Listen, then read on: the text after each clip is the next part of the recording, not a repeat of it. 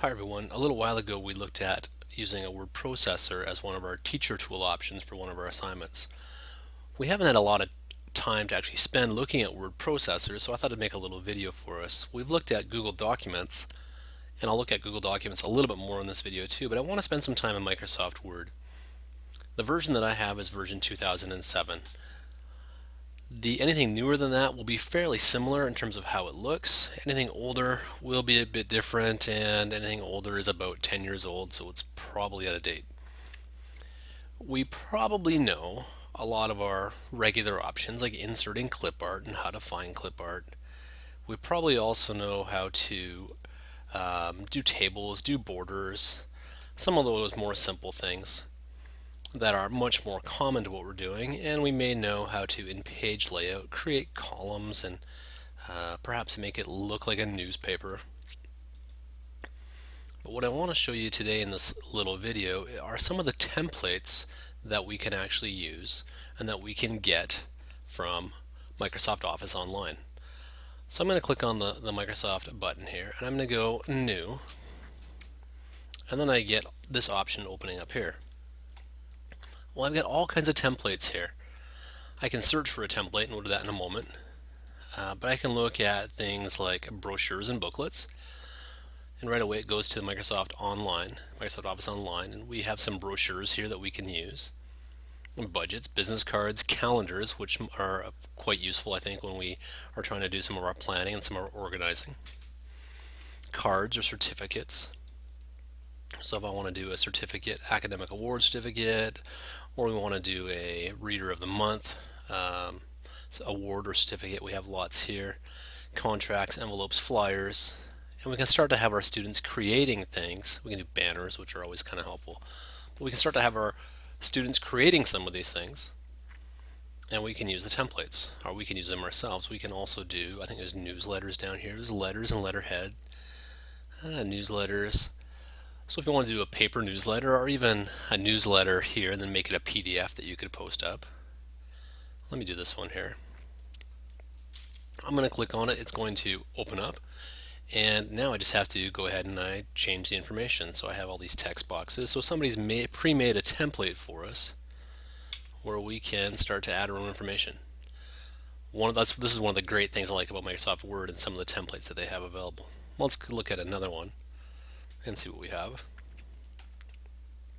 We can go to the Microsoft Online part here, and we can search. Let's search newsletter, and let's see what we get.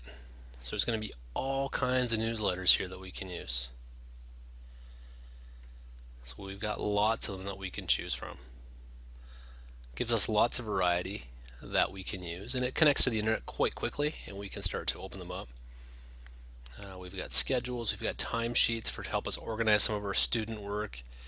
We have, what do we also have? The schedules will help out, academic schedules, and we can start to, this is just a snack schedule, we can start to look at some of these things that we can do.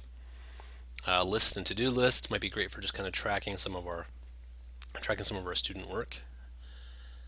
But we have these templates that we don't often realize are there. I'm going to connect to the featured one. Let me try that again. One that I would like to show you, I'm hoping I have it here, is the calendar. But let's go up here and we'll type it in. 7-day calendar. There is a calendar wizard down here, and I'll click on calendar wizard. I'm going to say download this one. It's going to take a moment to download. And what I like about this, it's going to ask me a few questions in the kind of style that I want. For this example, the style is not so important. Do I want to leave room for a picture? Sure, I'll leave room for a picture. What I like is I can have my calendar go from a certain time or a certain month to another month. So I can go from January to June, and I can get my calendar for this year, or for the remainder of this school year. It just takes a moment. I can go in and I can delete that clip art, put in my own clip art, but I suddenly have this calendar. I can go in, it's just a table, so I can go in and change the font sizes. Let me get them all here. The font sizes, I don't need to be so big. I just want to have spots where I can perhaps type in that we have a quiz due or the book report that day. And perhaps this day we have our checkers club meeting. But you can see how we get these templates. And that was simply going to the ball up here at the top. I'm going to go to new, and I have all these templates available that we can start to have a look at. Another spot I want to look at with word processors is I'm going to jump over to Google Docs and go to a blank document. Once I'm in a blank document, I can go to File, New, and I can also go from Template. Now you have to be a little more careful with the Google templates. They're not as clean or as polished necessarily, and sometimes you find some stuff that people have made that may not be appropriate for what you want to do. But I'm going to go to Public Templates. Because our school uses Google Docs, I actually create a lot of the templates myself so my students get exactly the sheet or the handout that I want them to have. Well, let's go to Public Templates and we'll see what we can get. And I can search it. Maybe I can search a newsletter here. Oh, let's go newspaper on this one. And search it.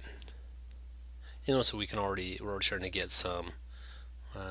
Well, here's a few little newspapers that we have. This is an issue 2-story assignment. Looks like that might be a spreadsheet, but they come in different formats, different styles, where people are kind of making things and submitting them to the template gallery. Let's try newsletter.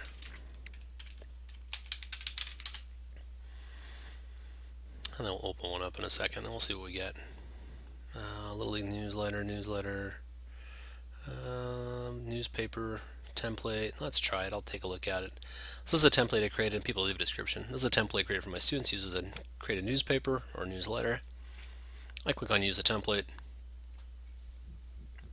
I wait patiently, and it becomes my template. It's usually made out of tables, and you can kind of see how they've inserted tables inside of tables to get the things that they wanted. Anyway, so we have those options with a word processor. And what I'd like you to do in the word processor assignment is try to explore some of these, and then also think of how can I use a word processor in one of my student assignments. Hopefully that clears up a little bit of the confusion with what the word processor assignment is or what that teacher tool assignment is. And really, I want you to start playing with some of the programs and some of the options that you have available to you. Try some things out, try some graphics, try different shapes, try some of the different templates, and perhaps think about, hey, what can I have my students use this for? Thanks, and I'll see you in class.